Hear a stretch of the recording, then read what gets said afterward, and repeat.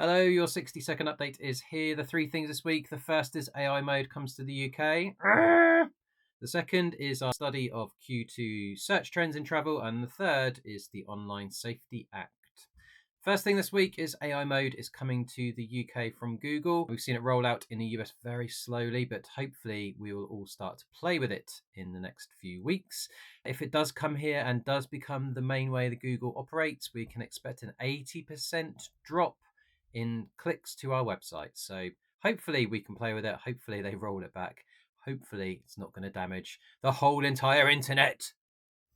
Second thing this week is our study of the search trends in the UK for the last quarter. Some really interesting graphs, some really interesting data on our blog, so check it out. We look at the top 5 countries in Europe and how their travel has changed since COVID, similarly with cruise, and also the winners and losers of the last 3 months. Have a read, let us know what you think.